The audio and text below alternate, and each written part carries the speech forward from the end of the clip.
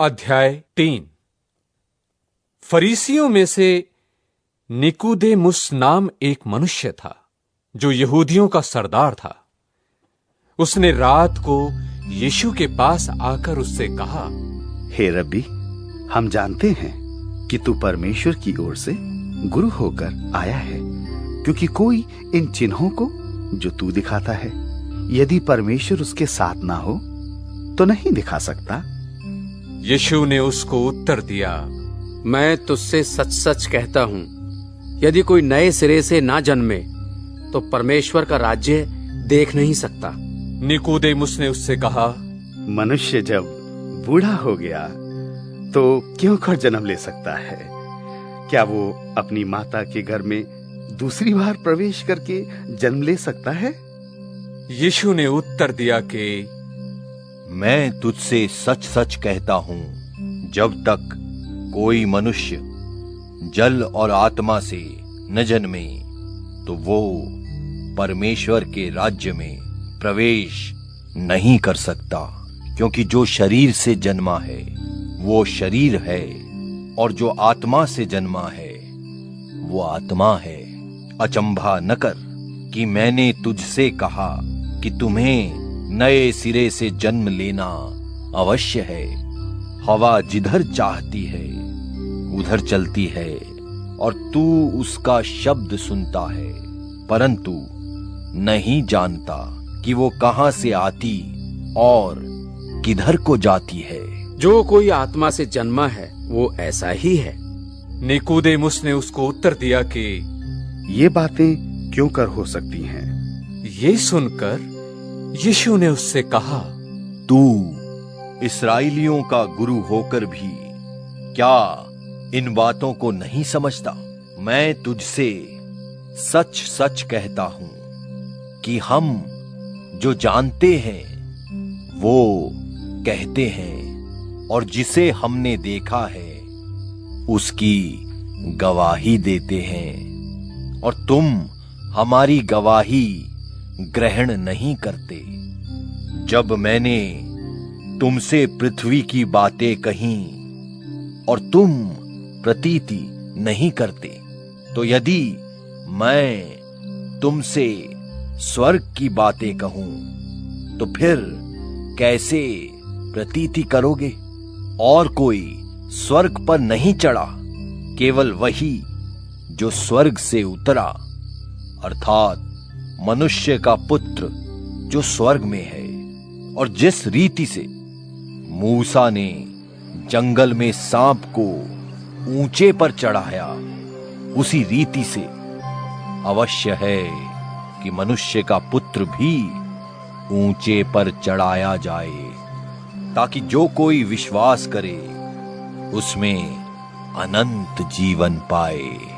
क्योंकि परमेश्वर ने जगत से ऐसा प्रेम रखा कि उसने अपना एक लौता पुत्र दे दिया, जो कोई उस पर विश्वास करे वो नाश न हो परंतु अनंत जीवन पाए।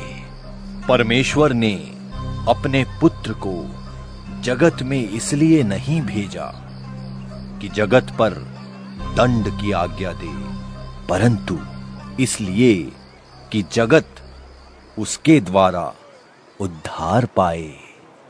जो उस पर विश्वास करता है उस पर दंड की आज्ञा नहीं होती, परंतु जो उस पर विश्वास नहीं करता वो दोषी ठहर चुका, इसलिए कि उसने परमेश्वर के एक लौते पुत्र के नाम पर विश्वास नहीं किया।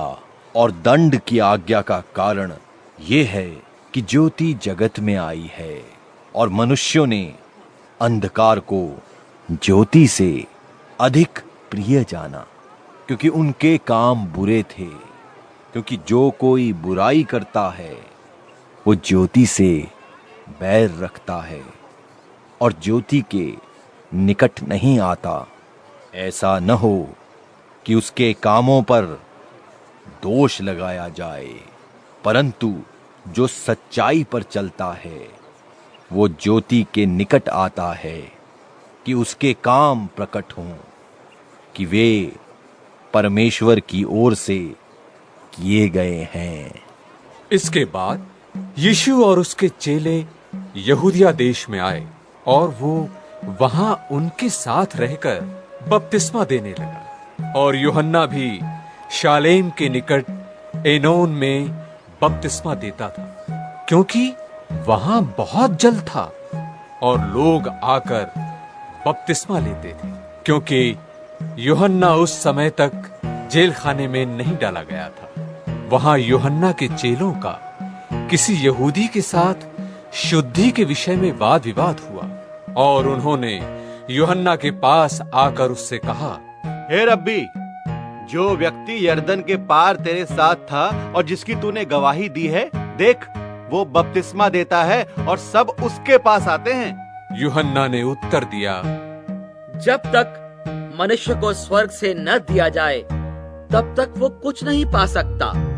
तुम तो आप ही मेरे गवाह हो कि मैंने कहा, मैं मसीह नहीं परंतु उसके आगे भेजा गया हूँ। जिसकी दुल्हन है वही दूल्हा है, परंतु दूल्हे का मित्र जो खड़ा हुआ उसकी सुनता है, दूल्हे के शब्द से बहुत हर्षित होता है। अब मेरा ये हर्ष पूरा हुआ है। अवश्य है कि वो बढ़े और मैं घटूं। जो ऊपर से आता है वो सर्वोत्तम है, जो पृथ्वी से आता है वो पृथ्वी का है और पृथ्वी की ही बातें कहता है। जो स्वर्ग से आता है वो सबके ऊपर है।